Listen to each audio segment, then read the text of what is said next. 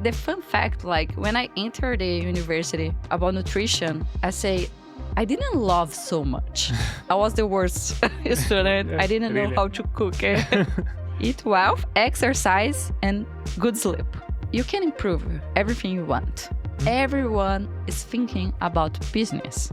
Being here brings me another view of life, that I can create my own business. Explore your creativity. Maybe with AI can help me, like create also content in English. Make connection. Yes, make connection.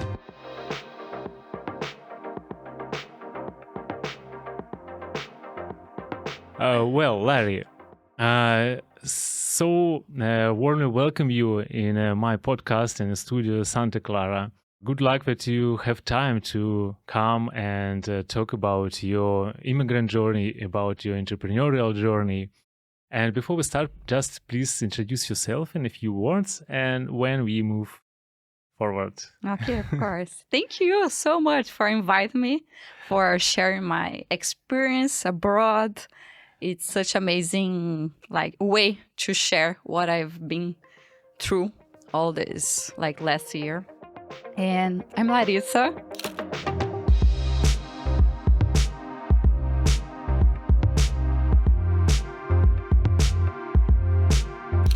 Usually people talk more about the professional way, but I think I want to share something how I like to discover and how I say that. I'm always being open to new opportunities. And this is I think this beauty of the life. We have so much things to learn in the world, and putting ourselves in some situations, I know sometimes you feel oh my gosh, can I handle that? Yeah. But I love this moment to give me opportunities to learn new things.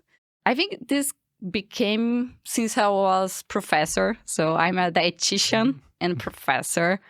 And teaching every year, I learned that I can learn from every student, every person.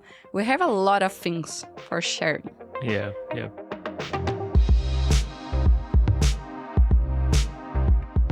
I know that you are a professor. And how was it change your career so dramatically when you moved to the United States? You are not a kind of professor, you're not providing lections there. And was it hard to you to change direction or adapt to new environment? I think every change is hard, but if you think in a positive way, you can go easily through this changing. So I'm always talking with myself and say, everything is going well at the end. You can do it. Go, Lari, something like that. Because looking back through my career, I have done so many things. Sometimes I need to put everything in a CV, in a curriculum, and say, oh my gosh, sometimes I forgot some things that I have done. So I graduated in 2010 in nutrition and metabolism in Brazil. I'm from Brazil, at the best university there, the University of São Paulo. And then I start my one specialization, 1 year specialization at a hospital. And then I I didn't know what to do at the time. And the fun fact, when I entered the university about nutrition, I didn't love so much about nutrition. I was we had some classes in the kitchen. I was the worst student. I didn't know how to cook it.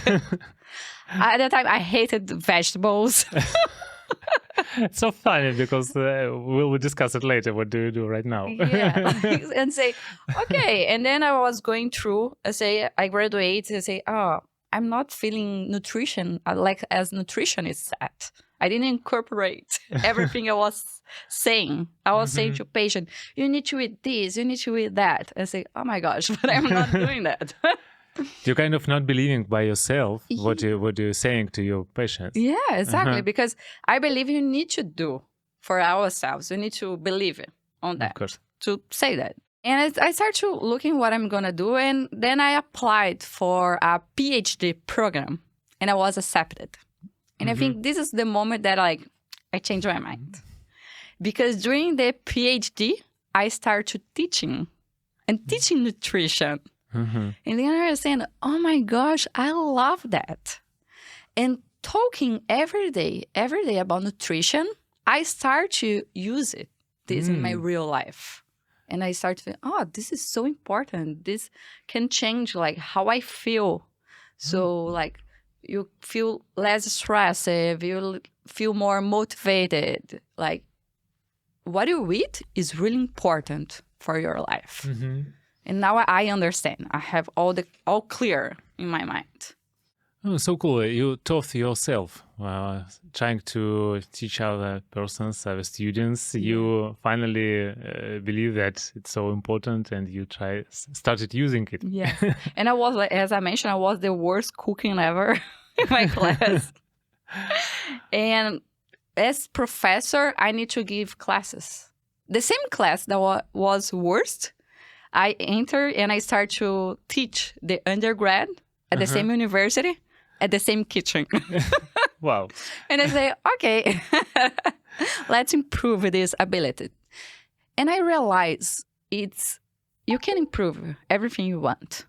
You just need to learn and have the right methodology for do that.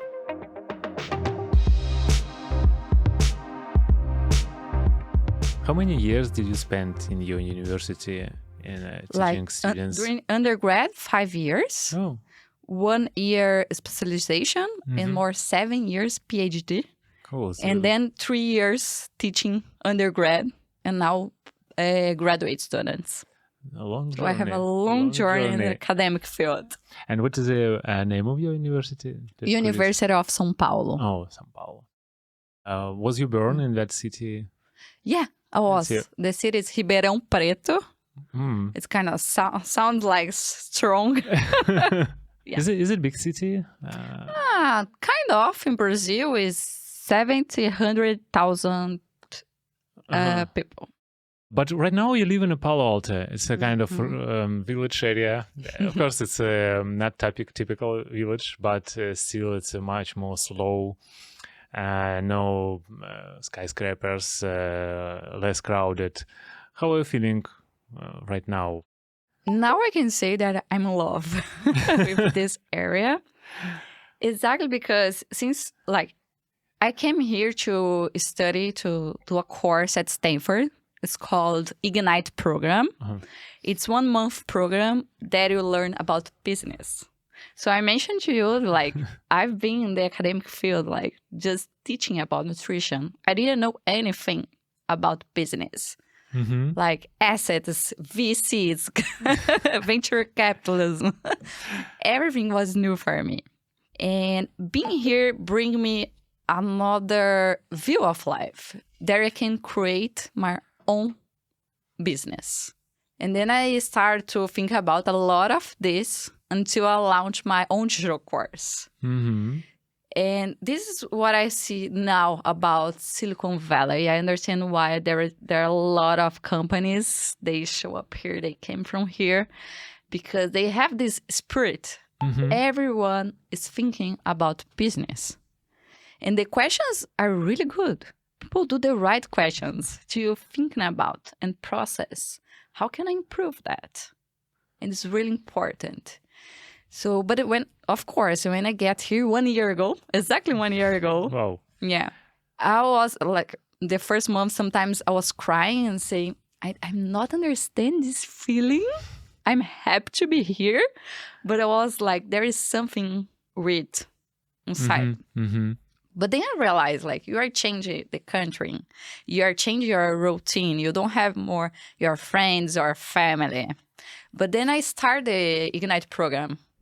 And it was, oh my gosh, I feel so part of Silicon Valley, of Stanford, that I start to, let's do things. So because at the beginning, you feel like you close more. You feel like, I'm kind not of get in a out. protecting position. Yes. And then I say, oh no, I need to use that. I need to meet people like you. Yeah, and we met each other in a Stanford program as well. Yes.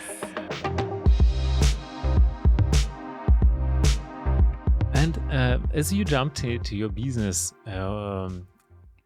did you start it 1 year ago or earlier? Your blog, your Instagram page, did you start it 1 year ago or earlier? actually, just after you moved to the United States? My Instagram, I can say I started like 2 years ago. Ah, okay. Yeah, a little bit 2 years earlier. and a half.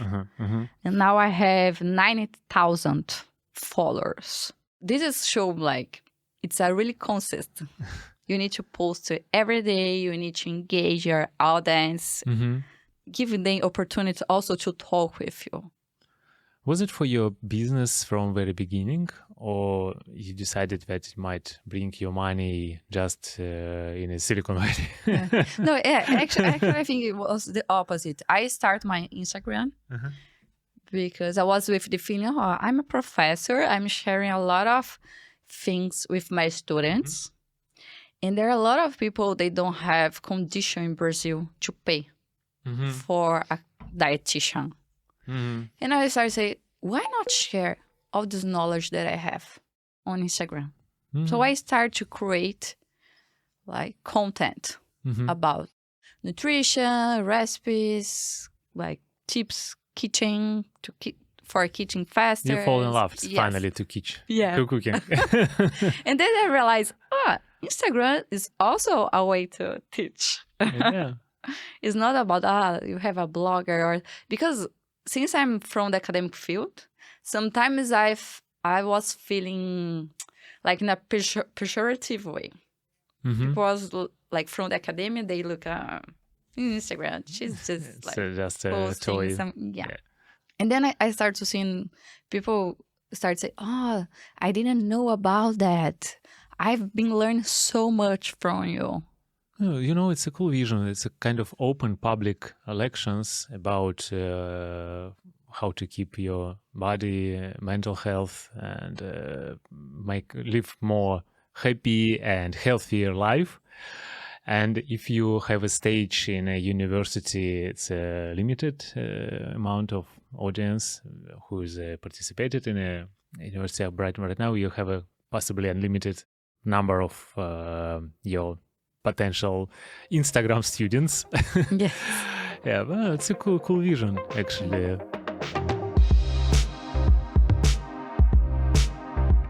You said that Stanford program helped you a lot to recognize that it's a good time to running business. Who or maybe what else helped you to your immigrant path here, or maybe to help you running your current business? I think the first person that helped me was actually in 2016.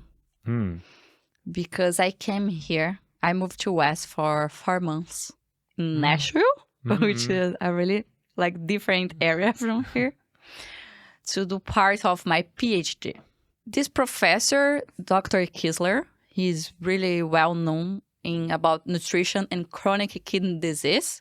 And he opened the door for me to come here to hang out with the researchers and understand how people in US are open to connect.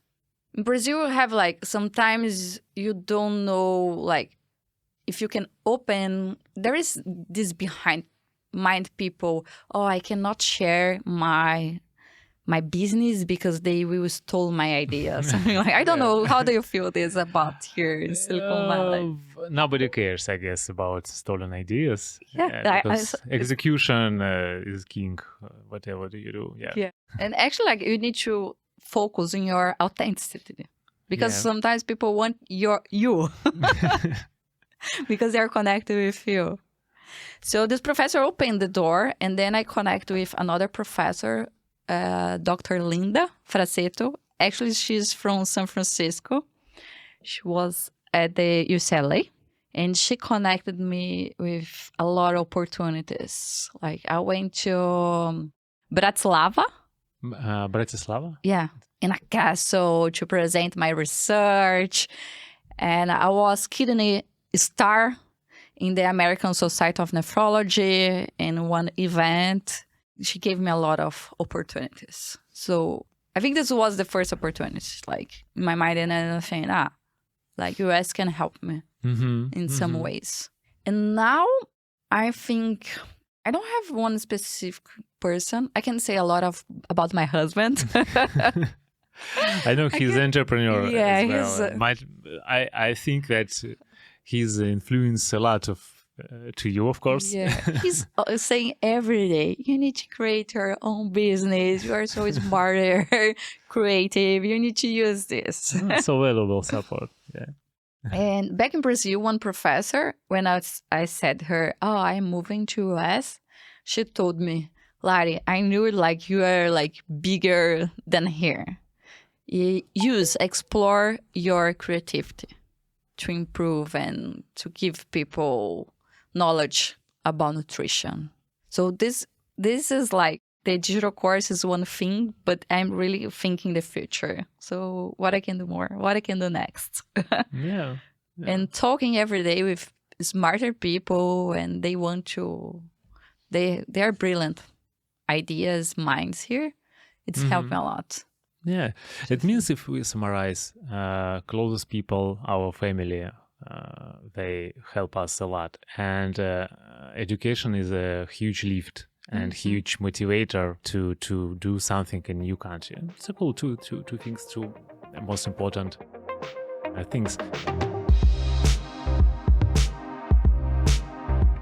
You know, I'm curious if you are Brazilian, and what most different in American part of society, which we know here in Silicon Valley, and your previous life. You mentioned a few points, right, about open-mindedness and so on. But what else contrasts you most here? Like in Brazil, when we greet someone, you always give a hug. And here in US, you cannot hug everyone. So I'm always trying to control myself, because for me, not doing that, I feel rude. I think it's this word, like I feel rude, like strange, like I'm being rude with this person, but it's not about that.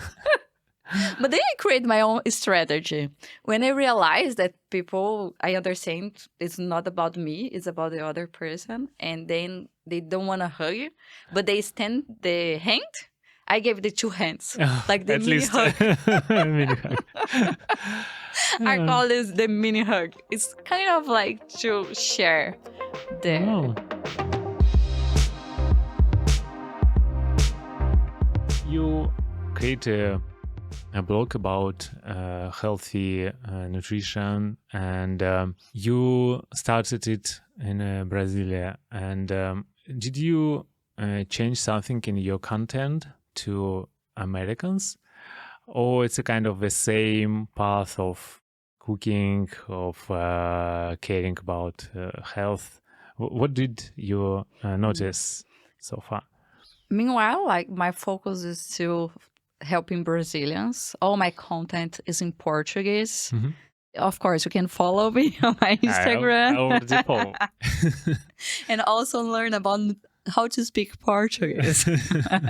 But my focus right now it's in Brazil, like teaching nutrition for Brazilians and trying to like break this bridge from what is new in nutrition, because here also at Stanford in US, they are ahead of us sometimes about this content about nutrition. What is health for you? They'll talk about probiotics, how you can sleep better, like how the intestine is good and you need to improve it and improve all your health. So I'm trying to like break this bridge and bring this content to my followers in Brazil. But since I'm here, like I'm answering every day this question. When are you going to produce content in English? I want to learn with you. So this is one thing that always in my mind. But like creating content is really demand. And I'm doing like everything in my Instagram. So I'm recording myself, creating the script, editing the videos, putting the captions. So it takes me time to organize this. But now maybe with AI can help me to like create also content in English. To adapt some part of content or create content. Yeah. Have you found a Brazilian community here? Oh, yeah. A lot of? There are a lot of. I'm in a WhatsApp group with almost 300 women. Oh, cool. Just women. We are a big community here. It's a very important support when you starting living here.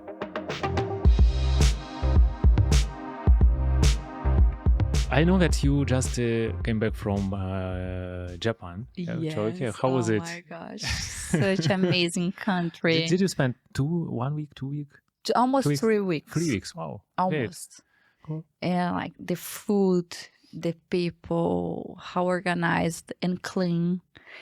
And one of the things that shocked me was the noise, because they are really quiet. It's a really even in Tokyo, in a even city. Tokyo, in a station, because I don't think it's not allowed, but it's kind of rude talk in phones while you are on the street. Kind of out loud talking. Yeah, so we cannot talk.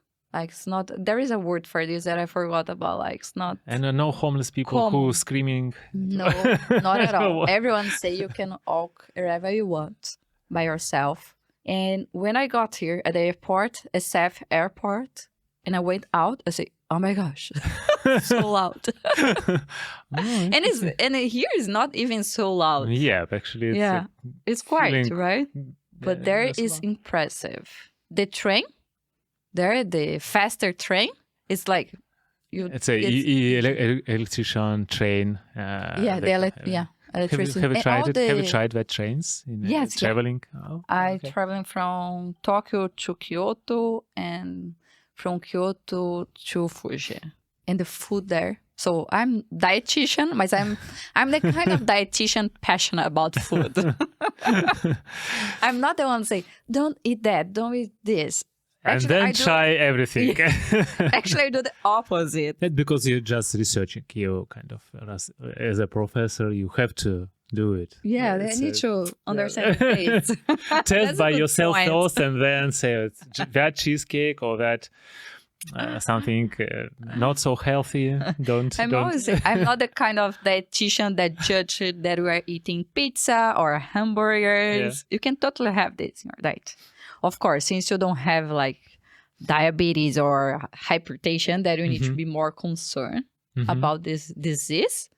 But otherwise, you can balance in your life.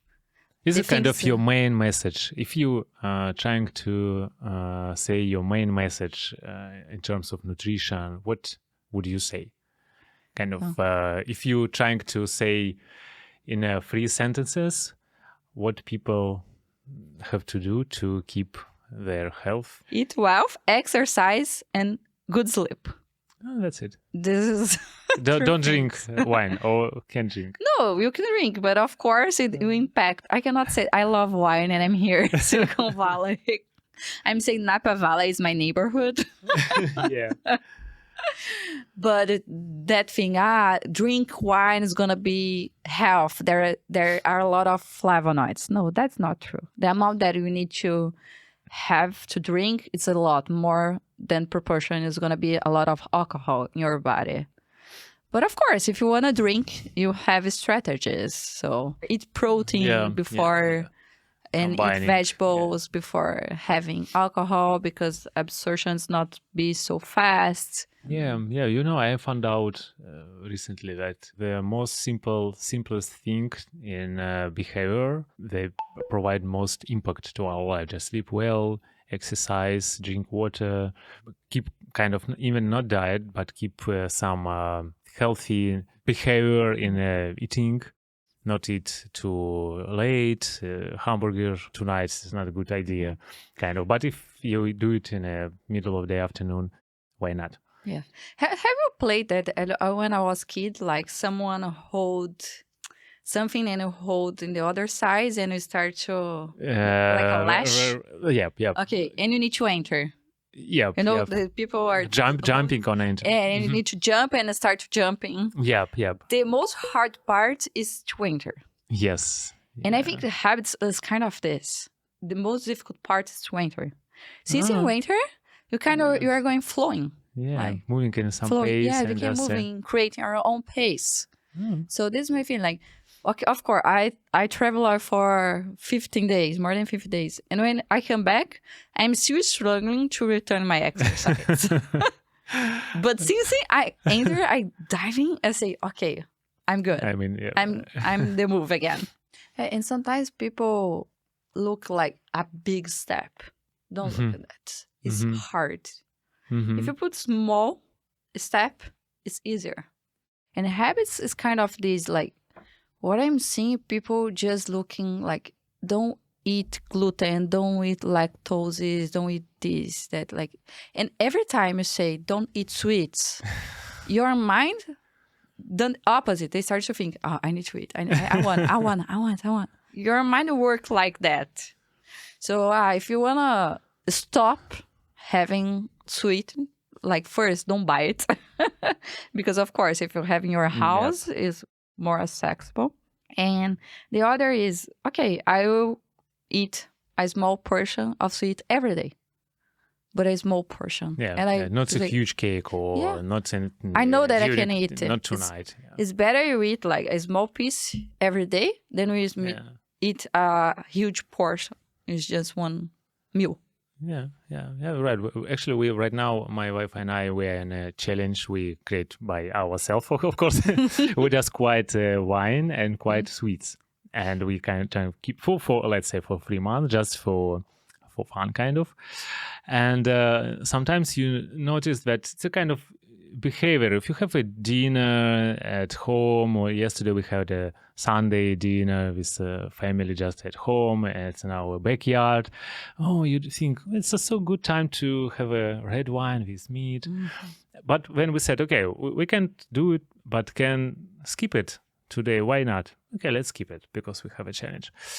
And it's an interesting thing, very close to my current But this is the small step. Okay, why not skip today? I can do this tomorrow. Yeah. And then, okay, you skip it. And next day... Maybe tomorrow you don't want. Maybe tomorrow you want. And then you skip one day. Skip it next day and skip. And then you realize you are fine. Yeah. If you could go back to your past and ask yourself, what your advice was to you before you moving to the United States? I don't have kids, so for me it's easy what I'm saying, but I know who has kids is gonna be a challenge. But don't stay alone in your house, in your home. So find a course, find something to connect. If you like exercise, there are some options like berries. There are some classes that you can do together. Even classes in park. Yes. In Silicon Valley, we have a lot of free classes. One class that I started was English classes. And it was good because I connected, even with foreigners that have difficulty with the language. Yeah. And I make good friends there. To help you, you need to connect. And then when you feel connected, when you feel part of here and you feel more confident, you easily forgot about those bad feelings. Yes, yeah. But I feel you need to connect with people. It's so valuable advice because many of us are not extroverts, not talkative person. As for me, I think about me, but I'm not a too talkative person. And sometimes you don't want to go out of your house and just sitting, creating something on your laptop. And usually after work hard, you possibly burn out. or you just watching series, TV series, which is not so healthy. It's usually way to depression. But if you go out from house, from building, and talk with person exercising, it's very valuable advice. Yeah. Even like small talk, like go to the grocery. In Brazil, we do this a lot, actually. Yeah. We talk a lot with the cashier. Here's more. How are you feeling today? Oh, I'm good. Thank you. And you? But in Brazil, we talk It's with much the more. cashier. Yeah.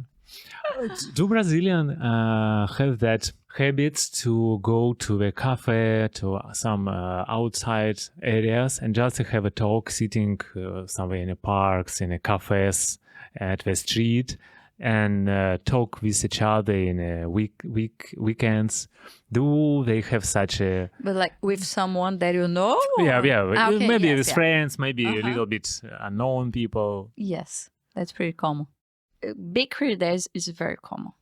Bakery here in West, you don't have so much bakeries, but there in Brazil is really common. And sometimes we have sharing tables.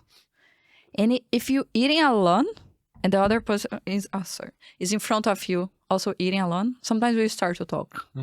I don't know, people say, they are alone, they cannot be alone, they want to talk. We have this thing in Brazil. Actually, we're really open, I think so. Cool. Because even here in Americans, I'm feeling that's very, very open, because we met so many people just in cafes and starting talking. Just a small talk, but you got connection to people around you, to society. It's so uncommon in Moscow and Russia, because it's kind of not common way. Sitting in a cafe and talking with unknown people is kind of weird. If you start to talk with a person about his personal life events at the streets, it's so weird. Yeah, but I think it's if you understand that it's just a small talk, nobody wants to make your friend even right now, because you just met each other in the street. But it's so when people approaching you and say hello at the street, you think that, oh, it's my neighbor. Maybe I don't know him. He doesn't know me, but we just say hello, Chavo, how are you? Go next to our things to do with the day. It's make connection. Yes, make connection. I think this is my advice. Yeah.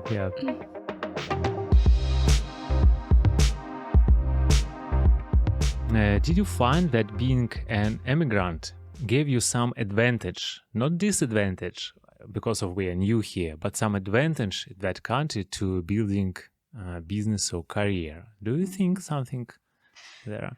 I think my advantage is this part of me that I'm more talkative person.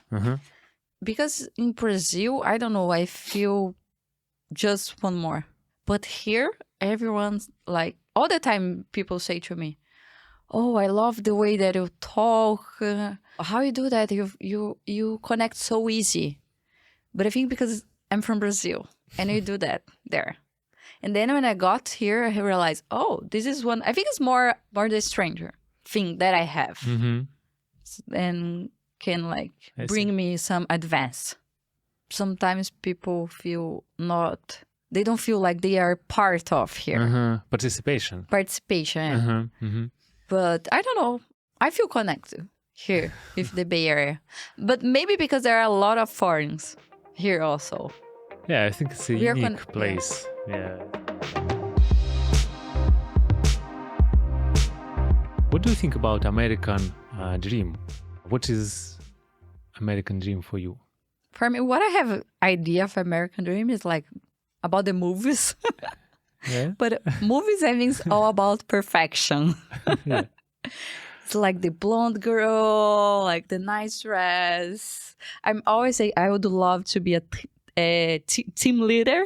Do you know, like the girl? Yeah. Dancing, and have a boyfriend from a team. It was also my dream to be like a team leader, like because I love to dance. But since of course you got here, like it's not everything is perfect. Of course, there are a lot of problems here, but I don't know. If you understand, you can easily navigate it. but I'm more in this academic environment. I don't know how is in think about corporative companies. I think probably the difference is kind bigger. of corporate companies. But looking about university's perspective, like it's almost the same, but here you have more money, exposure to do like researches, to dive in more in some subjects. Yeah, as I right remember, you said that you were about to join Stanford, some Stanford course, and you're going to kind of make some lections. Am I right? Here at Stanford? Like, no, not yet. You just thought about... this is a hard part. I'm trying to understand how can I give classes at Stanford, but it's not easy, this part. Maybe some other university, because if you have your course and a PhD in your university from Brazil, possibly they can invite you for like a guest for some course, guest professor. I'm just looking more in this area right now because my husband is doing a program at Stanford, a business program at Stanford, and like for now we were not gonna move. Until the middle of the year, and then we can start to think about open more opportunities in the area.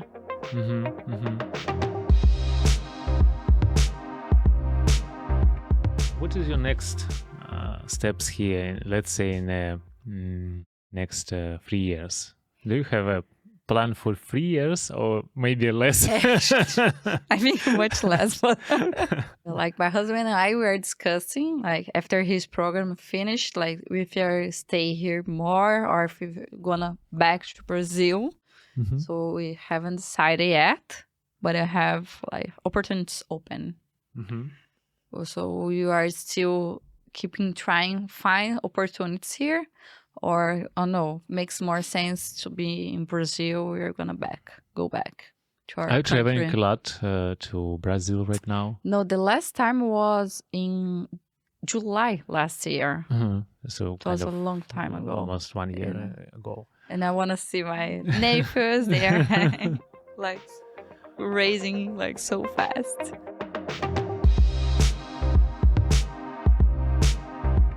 Are you in a green card path right now? Have you traveled by visa or student visa? Yeah, no, like my husband is student visa and I'm as spouses. Of course, I think guys, if you're going to stay, we can apply for a green card. But I think you have like to be sure that you want this. And we are not in this position right now. But I have a friend that just got their green card and it was a really process. Like if you look in entrepreneurship perspective, it's easier. Like if you want to create something, a business here. And I'm studying some market about supplements and nutrition to see some opportunities to also create something in this field. No, interesting. Were you thinking about relocation to United States as a test period of time in the United States, or you made decision that we will live there for decades? Was your strategy just a kind of testing and then make a decision? I feel like there is nothing that stops us like to come here. And at the beginning I mentioned that I love to learn new things. I'm really positive person. I feel like if I'm talking about all my career and everything, I'm always moving, doing something else. And I was feeling that I need something new in my life. Okay, I was at the university, but teaching the same thing every year. And I was start to not feel comfortable with that. I don't know. I like to do different things and create new things. And then my husband we talk and say, okay, what do you think about this opportunity to go to United States? And say, of course. Let's do it. And we moved, even with our dog. We brought our dog from Brazil, our border collie. Who, fun facts, called Musky. But I have no idea at the time that I will live here in US. A lot of people make this question, you don't feel comfortable, you don't know what is going on. And I always, again, I tell myself, I know things will going well. At the end, things it happened the way that needs to happen. Yeah, I love that way of thinking, that it's not you must be there or must be there. We have all time choice where we feeling better for us, for our family. I hope that we have opportunity to choose every country in a globe where we can live. Mm-hmm. And having American citizenship created much more easy when having just a Russian passport, because you can travel much more easier. But we will not create a decision, okay, we must be there. I think it's more flexibility and less pressure when you open to many choices, but testing what's most comfortable, suitable for you, for your life goals. Yeah, for us right now, it's like, or we're going to live in US or come back to Brazil. We're not thinking about other parts, other countries around the world. But I also love to live the present, not thinking so much about the future. It's sometimes too hard. Yeah, too hard, stressful. Because we don't know the future. Yeah, and worrying every day. We can make movements right now to get where we want. Mm-hmm, mm-hmm. So I want to create my own business. So I came here to study business. And then I know the next step is going to be this. And of course, maybe in the future, I was thinking like, I want to create my own physical school. This is one idea that I also have in my mind. This is the future. And maybe I can like create some things together. Mm-hmm. But not so like being stressful about this idea.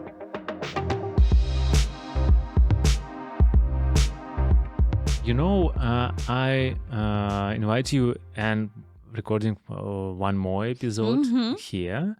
I'm going to have some special device with AI inside, and we can try to talk about specific question about nutrition, and trying to do it in a different languages immediately because of AI. Interesting.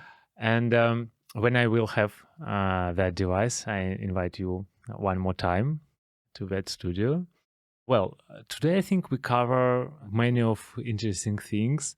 Thank you one more time for being here and share your knowledge, share your experience. And I will happy to see you many times. Of course. It was my pleasure to be here. I love to be in front of a microphone. Oh, thank you, Lari.